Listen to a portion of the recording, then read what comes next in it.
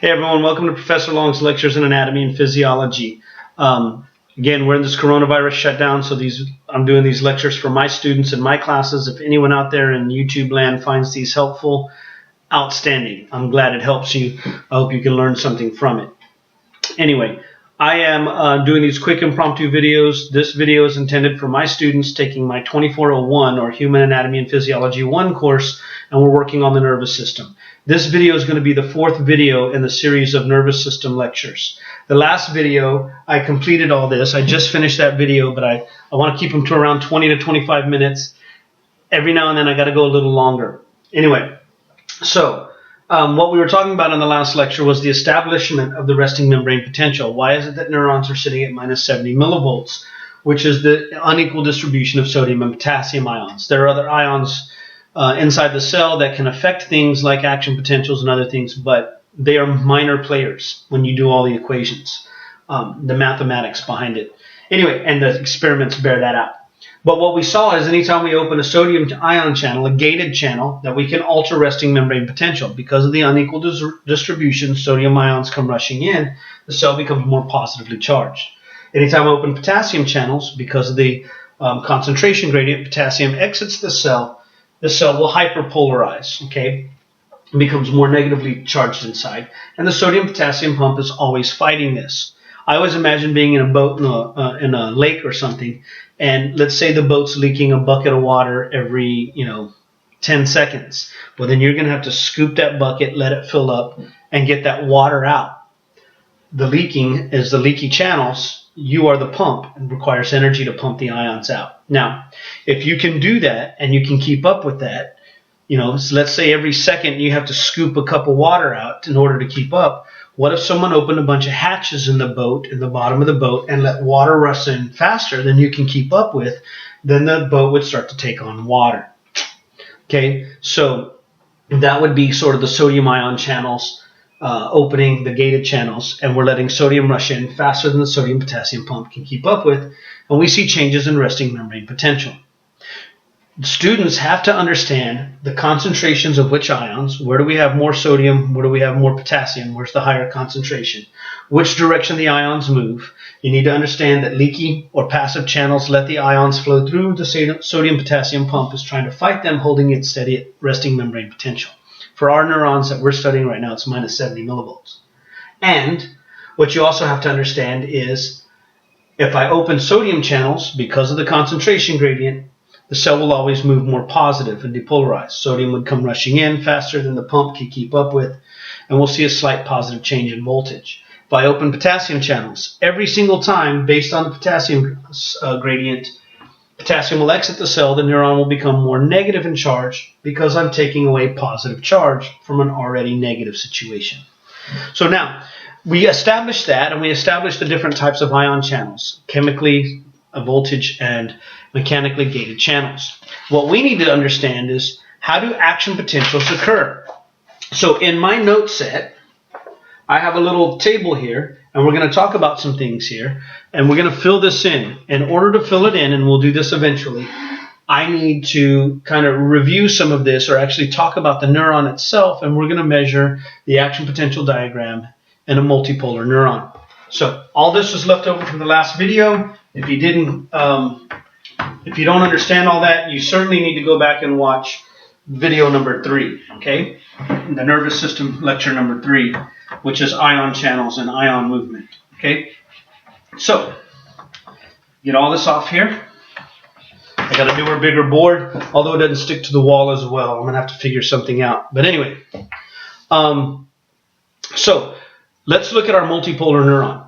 Okay, I'm going to draw all of this. I'm going to draw a multipolar neuron across the top. I'm going to draw the action potential down here and how and why everything's happening. Okay, so here's our multipolar neuron.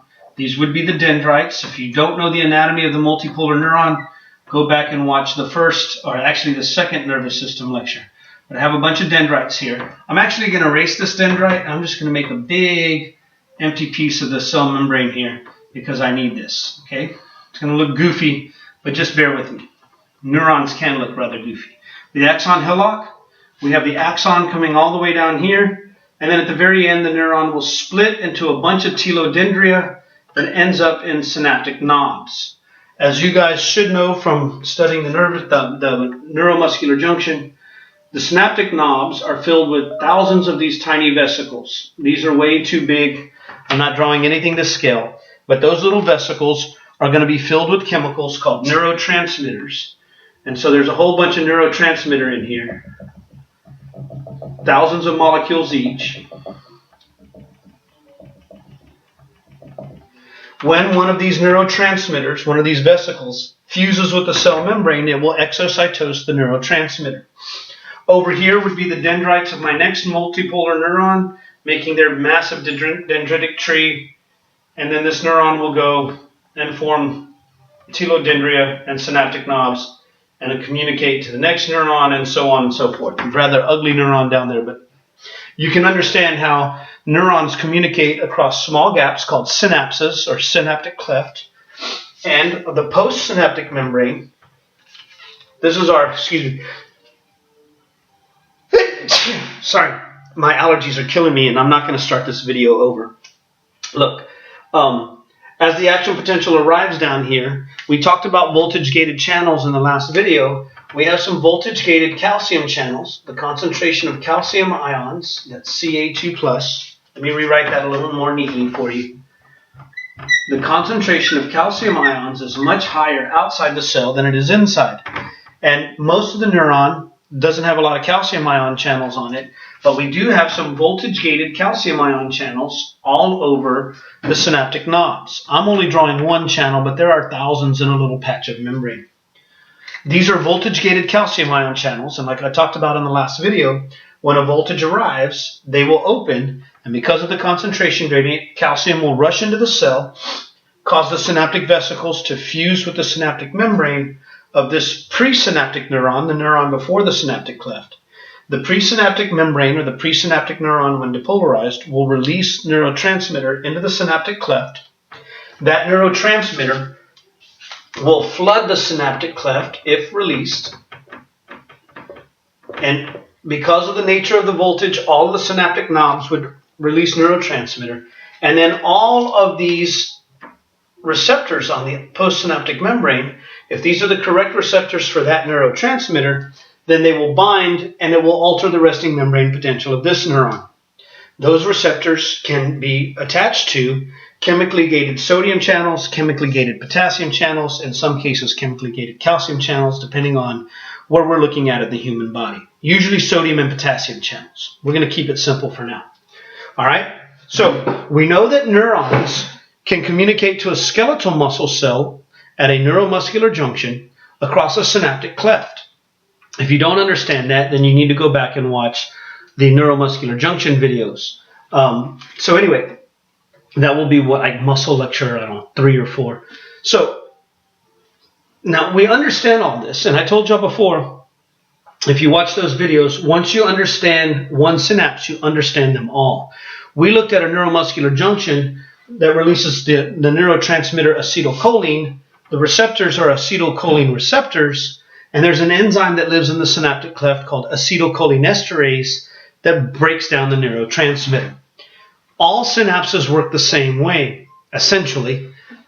The name of the neurotransmitter can change, the name of the receptor changes, the name of the enzyme in the synaptic cleft changes, and then whether that neurotransmitter is excitatory, causing the cell to depolarize, or inhibitory, causing the cell to hyperpolarize, depends on the nature of the channel and which or the receptor and which ion channel it either is or is attached to. Nonetheless, today's lecture, the action potential, and if you want to follow along, I'm going to be going along pages 66 and 67 in my note set. So today's lecture, we're going to talk about how do action potentials occur in the neuron and how are they propagated or propelled all the way down to the end of the neuron. Because it turns out once we start an action potential in a neuron, we can't stop it. It's because of the nature of the channels and their distribution from each other, it's going to cause the action potential to spread all the way down the axon every single time. So bear with me while we do this. So I'm not going to do leaky channels. We understand the leaky channels of the sodium-potassium pump are doing their job, keeping the neuron at rest. And if I were to draw an action potential diagram down here, The time would be done in milliseconds. I'm not going to measure them. We'll talk about the length of neuron action potentials. Over here, I'm going to measure the millivolts, thousandths of a volt. These ions carry tiny charges. It takes thousands of ions to move just a fraction of a millivolt. So we're talking about a lot of ions. But when we do the measurement, like I talked about in the last video, the neuron is sitting at minus 70 millivolts. And we call that resting membrane potential. I abbreviate that as RMP, resting membrane potential. And then there's a reason I'm going to put minus 90 millivolts down here. And I'm going to try to do this sort of, there's 20 millivolts, so that would be minus 50. Well, I'm not going to do this quite to scale. Let me move my minus 70 a little bit further down.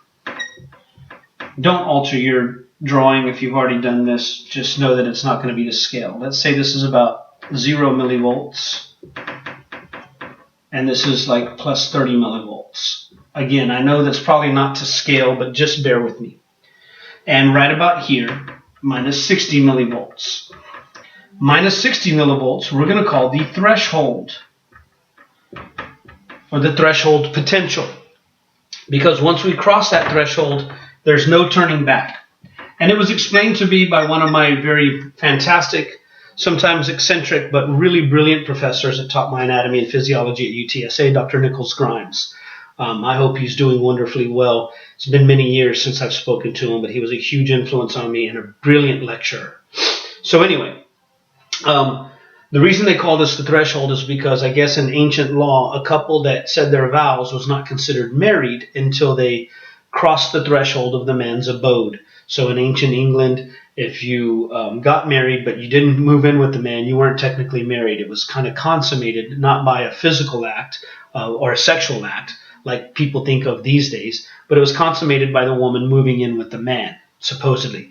Once you cross that threshold, the threshold being the doorstep, the door jamb at the front of the home, once you cross that step, there's no turning back. So we call that the threshold potential because once we cross this, the action potential is going to occur. I'll explain to you why. Now, when I look at this neuron, and again, let me just erase this goofy looking thing right here.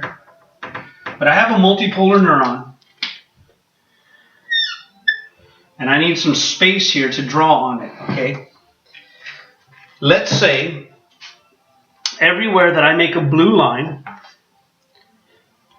I'm going to have a chemically gated sodium channel. So any blue marker, or any blue mark on here, is going to equal a chemically gated sodium ion channel, okay? Now, I lost the lid to my marker. Forgive me for a second, but I'm not losing these 10 minutes. Sorry, I told you these were all impromptu, and they are. They're not very, anyway. So, everywhere that I have a purple line, let's say is a chemically gated potassium channel. If I make a green line, that's going to be a voltage gated sodium channel. It will open and close due to the voltages changing. And let's say anywhere that I do this funky looking red color, that is a a voltage gated potassium channel. I apologize for the knocking of this thing. I need to stick something back there, a piece of sponge or something. But for the time being, forgive me. So now, I have all these different ion channels that I'm going to sort of demarcate with certain colors. So everywhere that I have a blue line is a chemically gated sodium channel. So let's say I have a couple of chemically gated sodium channels over here throughout the dendrites and the soma of my neuron, okay?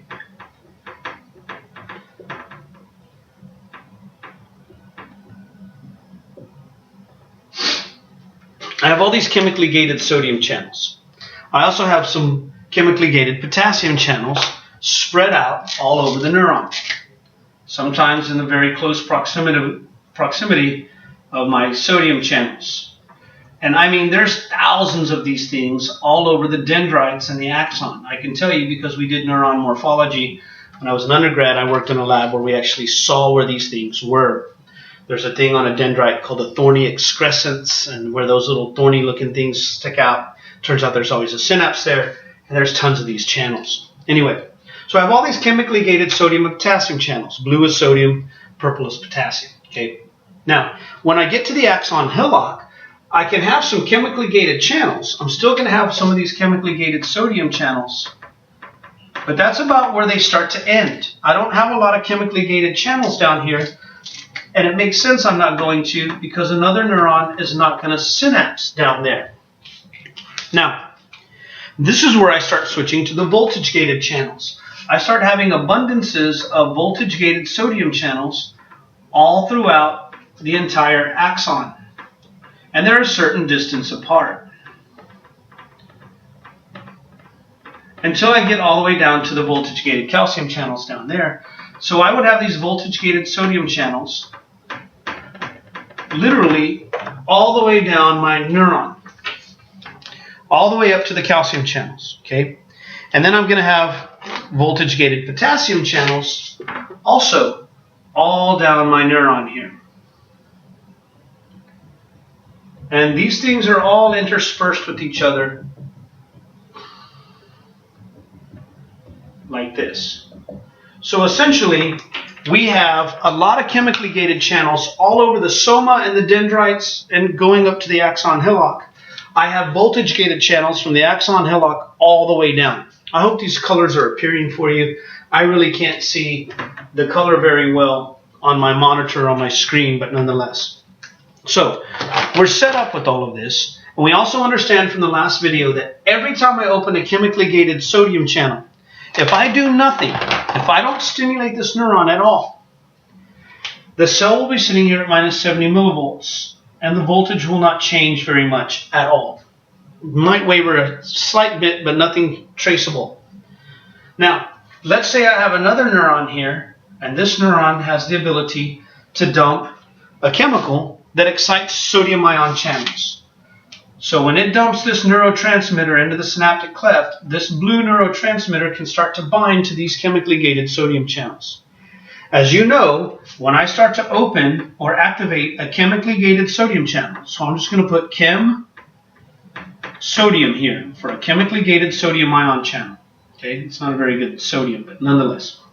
I know that the cell will start to depolarize, and the more of those channels I open, and the longer they are open, the more positive charge that's going to allow to flow into my neuron, and that positive charge is going to cause a slight change in voltage here.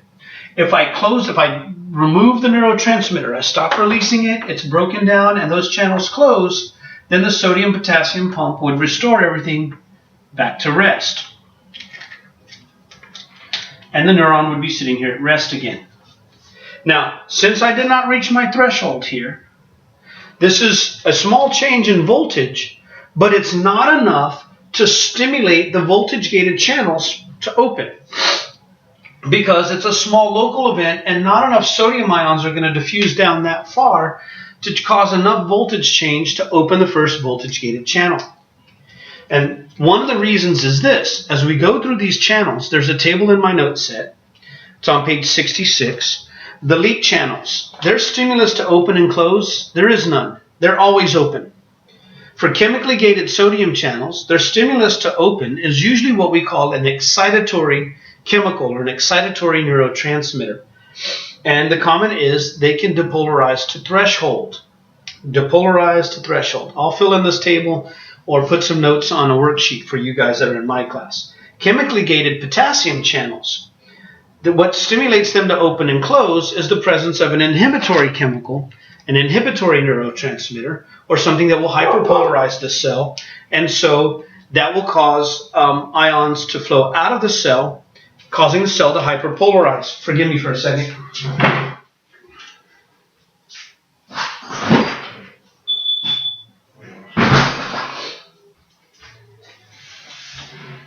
I apologize, but I'm not losing this video because I don't want to reshoot this. We're 20 minutes in and I had to let my dog in the house. Anyway, so Potassium-gated channels are always going to hyperpolarize the cell or inhibit it. They will cause it to move away from resting membrane potential. Voltage-gated sodium channels, they actually open, the stimulus to open is at minus 60 millivolts or threshold.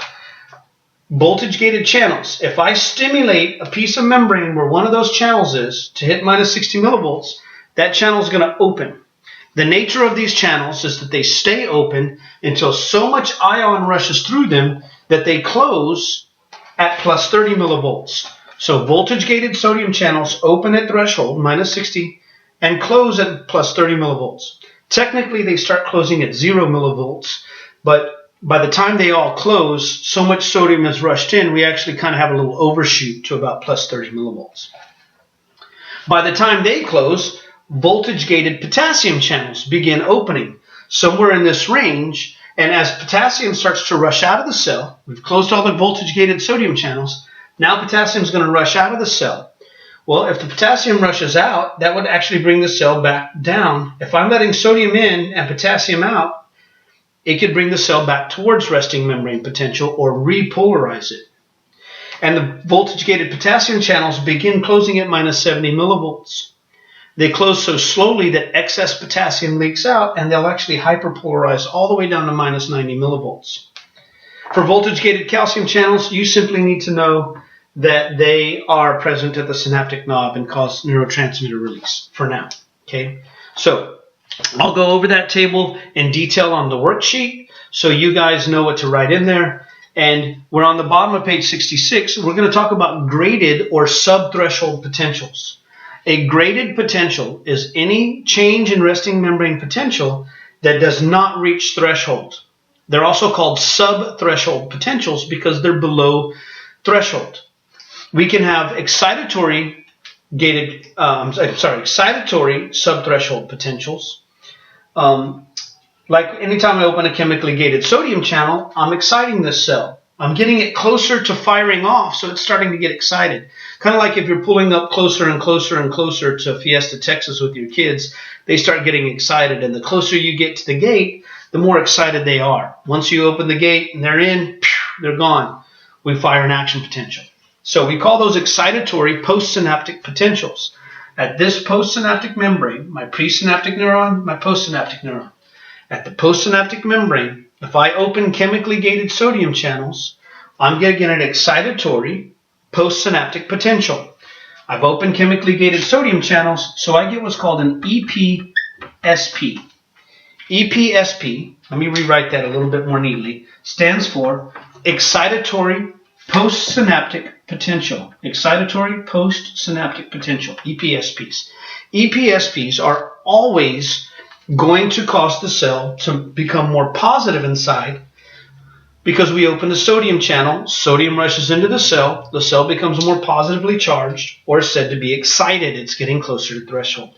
Now if I close that channel, sodium-potassium pump restores us back to resting membrane potential. Now, what if I opened a chemically gated potassium channel?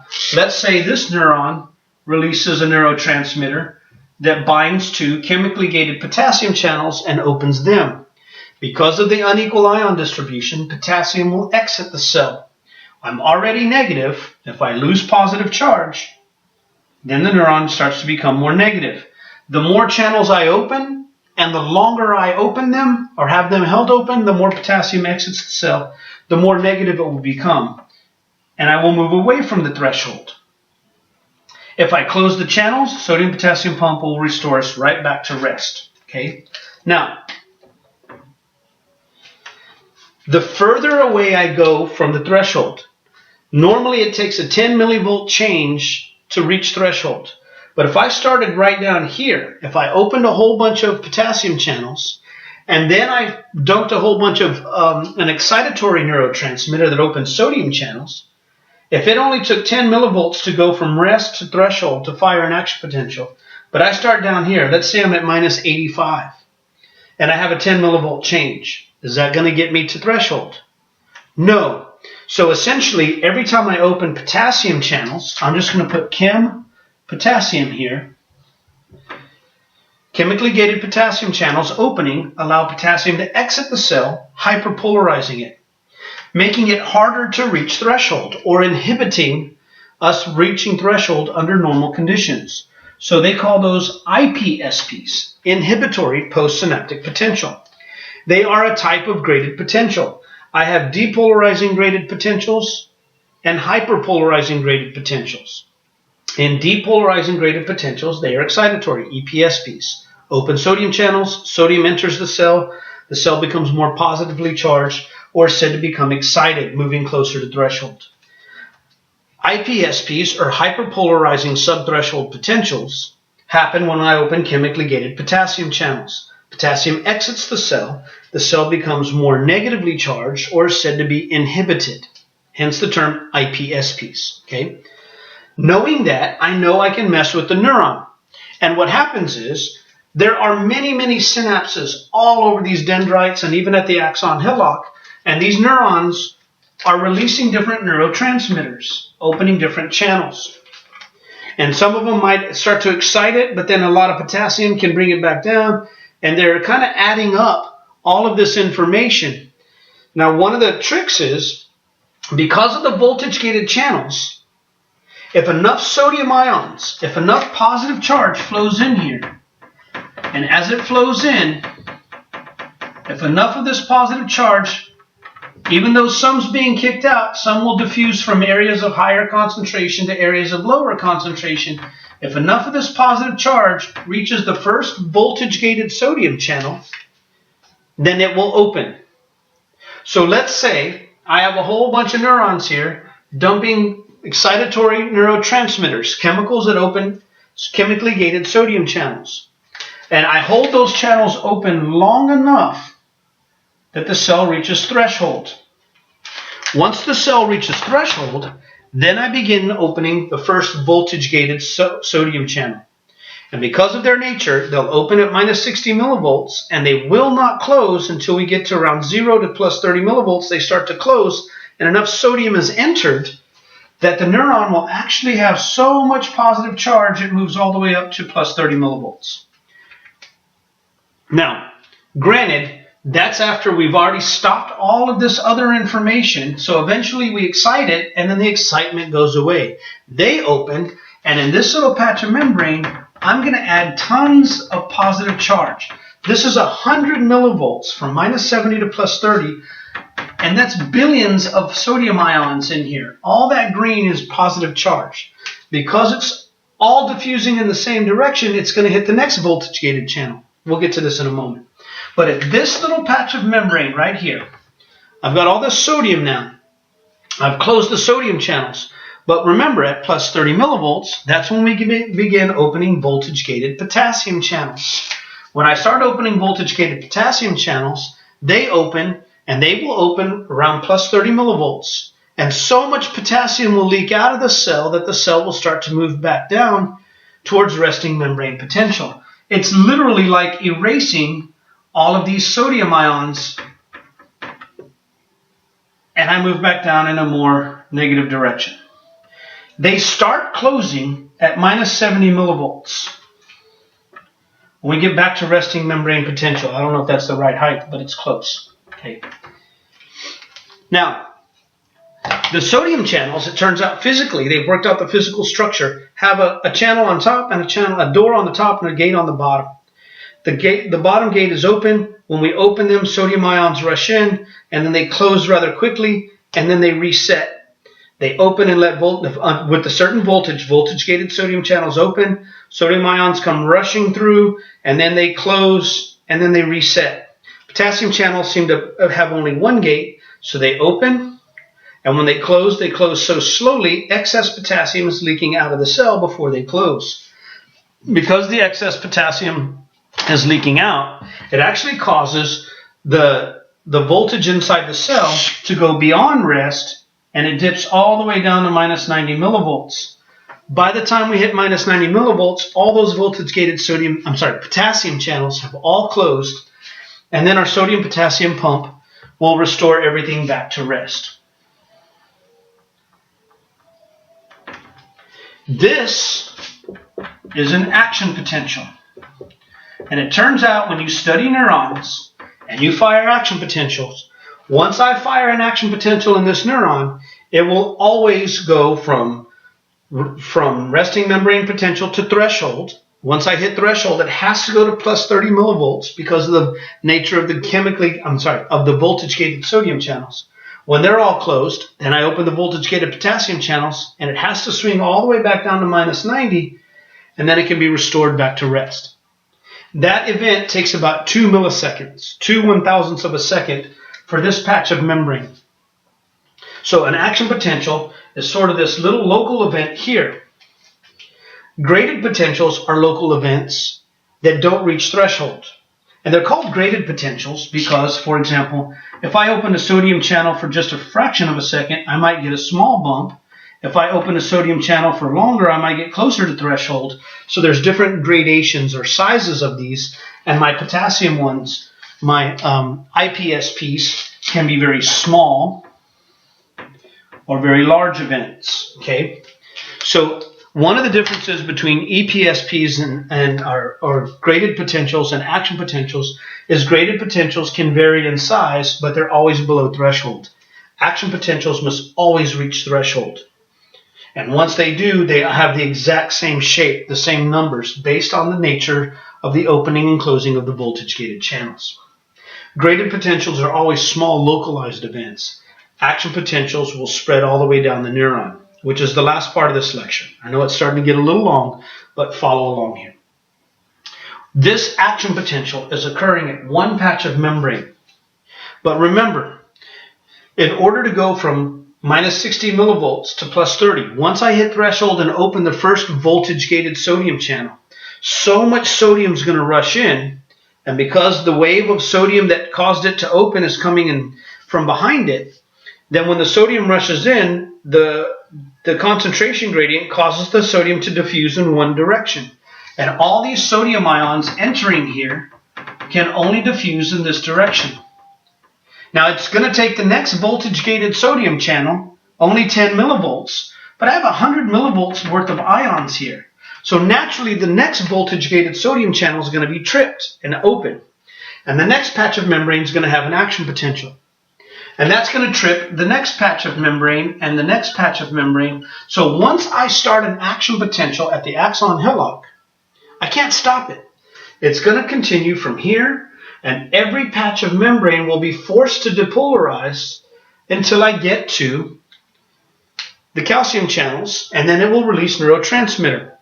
What happens at the next neuron depends on the nature of the neurotransmitter and the ion channels associated with those receptors. If they're sodium channels, this neuron can have an EPSP. If they're potassium channels, it'll have an IPSP. Now, if the EPSPs are strong enough to cause the next cell to reach threshold, this cell would fire an action potential and we would see the exact action potential. There's an all or none principle to this. The all or none principles in neurons states that any stimulus, any stimulation strong enough to cause the neuron to reach threshold will cause an identical action potential. And that action potential will spread all the way down the neuron. We can't stop it. Okay? So that's the all or none principle. All stimuli strong enough to cause the neuron to reach threshold will cause the neuron to fire an action potential, and that action potential will spread all the way down the axon until it reaches the synaptic knobs. And it's either all, once I cross threshold, I can't stop here and go back down because of the nature of the channels, what causes them to open, what causes them to close. I can't close them early. I can't open potassium channels early if they're voltage-gated channels. Got it? Okay. Now, there's a couple of more principles I need to throw in here, and then I'm going to explain one last detail how this works. This is going to be about a 40-minute video, and I'm sorry, I'm trying to keep them around 20, but this is a difficult concept.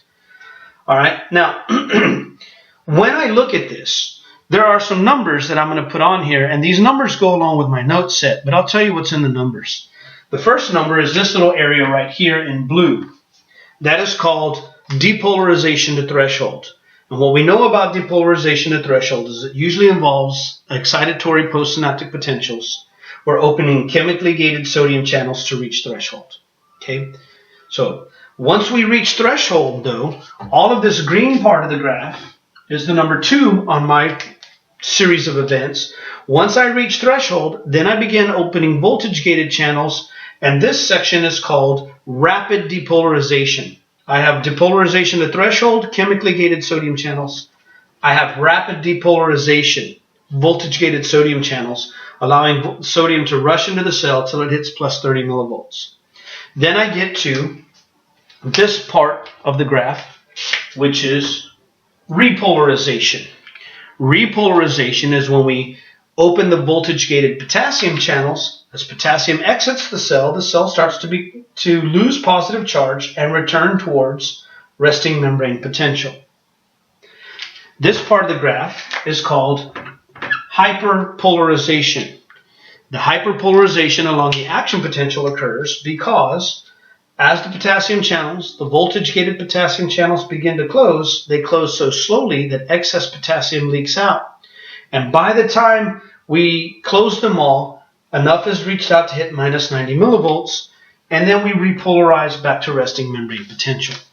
But these are the 4 parts of the graph that you really need to know. Depolarization at threshold, chemically gated sodium channels. Once we hit threshold, it's voltage-gated sodium channels that allow rapid depolarization.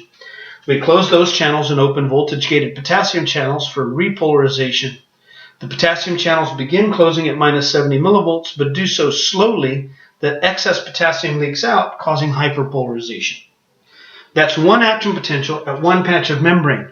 Now remember, each patch of membrane is going to depolarize and go through its action potential, and then the next patch of membrane, and then the next patch of membrane, and the next patch of membrane.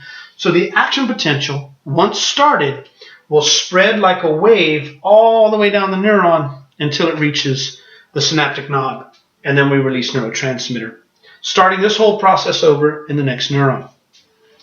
So let me draw one last thing for you, and then I'll wrap this video up. Imagine this, okay? You guys know that if you look at the edge of a swimming pool, the lip of the pool would be here, and the water in the pool would be like this.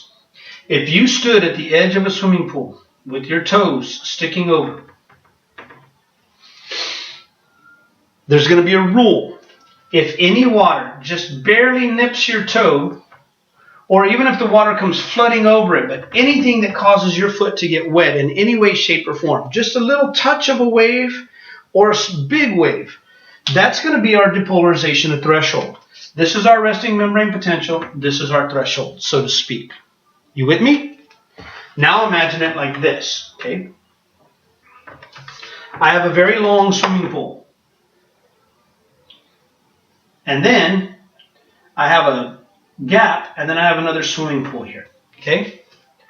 The first person standing here has the ability to turn a dial, and that's going to open a container that has thousands of marbles in it.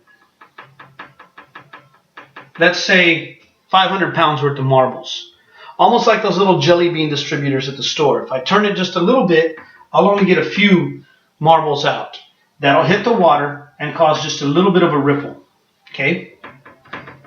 If I crank it wide open, a whole bunch fall in and I get a much bigger splash. So this is my chemically gated sodium channel, so to speak. And then a certain distance away along the pool, I have another person standing here with their toes over the edge. This person is holding a rope, and when they pull that rope, all the marbles fall, all 500 pounds. They don't have the ability to control it. That would be like a voltage-gated sodium channel. Chemically gated sodium channels can control how much they release. Voltage-gated sodium channels have to release them all, so I'm going to get a big splash. And then every so often, once I have my first voltage-gated sodium channel, I'm going to have more voltage-gated sodium channels with the exact same scenario. Every time one gets stimulated, if the water just barely touches their toe, which would be threshold, or if it comes rushing over, as soon as they hit threshold, the rule is if you're blindfolded and I have earmuffs on you, and you're standing at a pool, and the rule says as soon as the water touches your toes in any way, shape, or form, you pull your cord, you're a voltage-gated sodium channel. And if these are so equally distributed throughout the length of the axon, and then when I reach here, if the water hits this guy, he stimulates somehow the next sodium chemically gated sodium channel, and this repeats itself. So this is my first neuron. This is my second neuron. So as I shock this guy or stimulate him somehow or poke him with a stick, if I poke him a little bit, he flashes open a few ions. We get a very weak subthreshold potential, or EPSP. If I poke him a little bit harder, he flashes open a little bit longer. I get a little bit larger EPSP. If I stab him with a spear so that he cranks it open and lets them all fall in, that's depolarizing the threshold.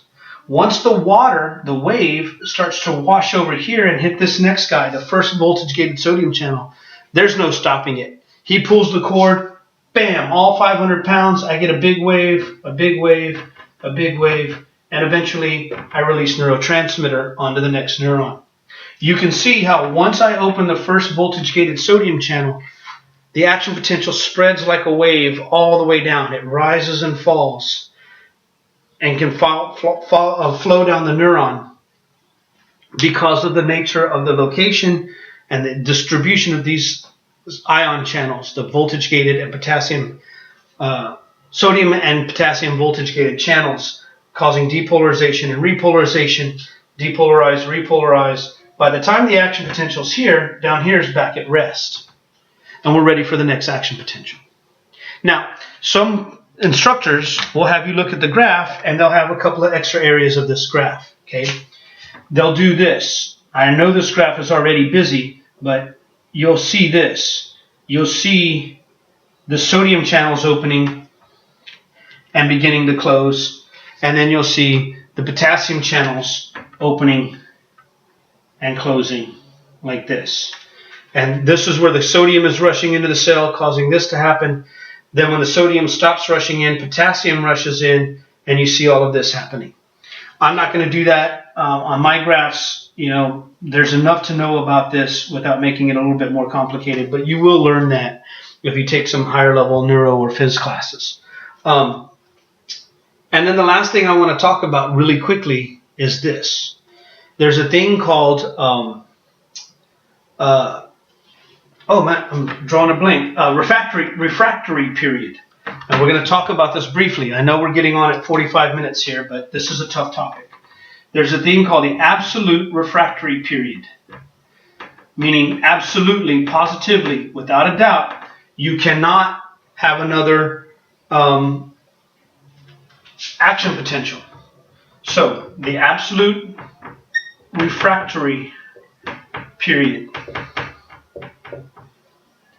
Refractory means to refrain or not do something. So there's a period of time where absolutely, without a doubt, I cannot fire another action potential.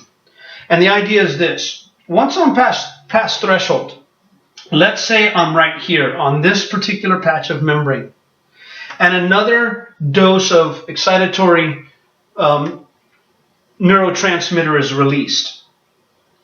Can I go back and make this even bigger?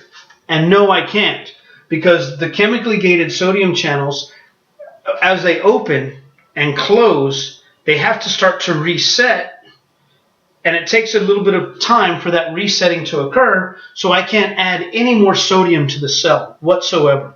So there's a period of time until I get to about here.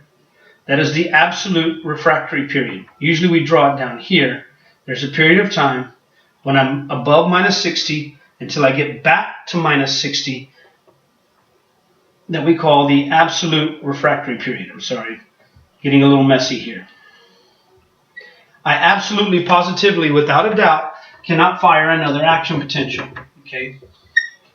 No matter what I do to this neuron, I can't make it go back up because all my sodium channels have been somewhat deactivated.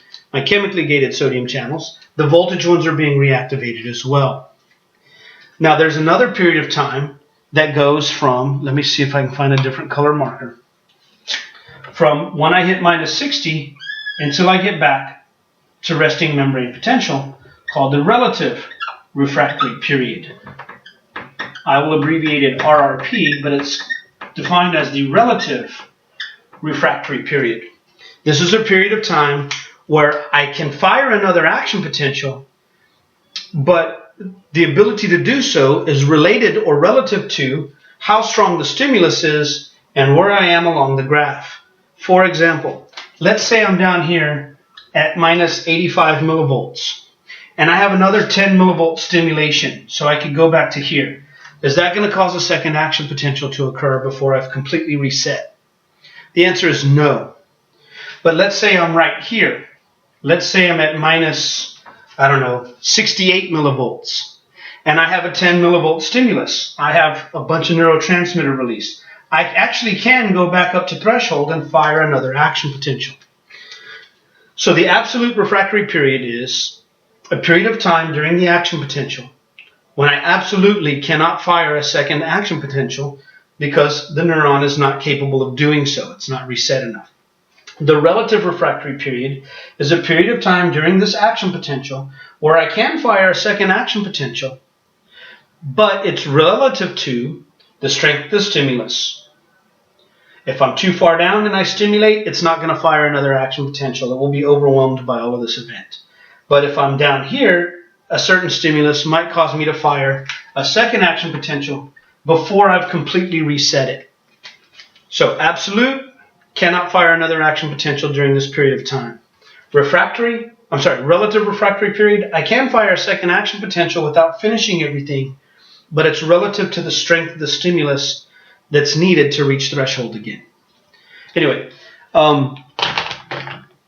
I hope that all of this makes some sense to you. I hope that this was helpful. I hope that you learned something. I hope you had as much fun as I did, because I always have a blast talking about this stuff. Sorry for the length of the video, but nonetheless, we got to get this stuff done.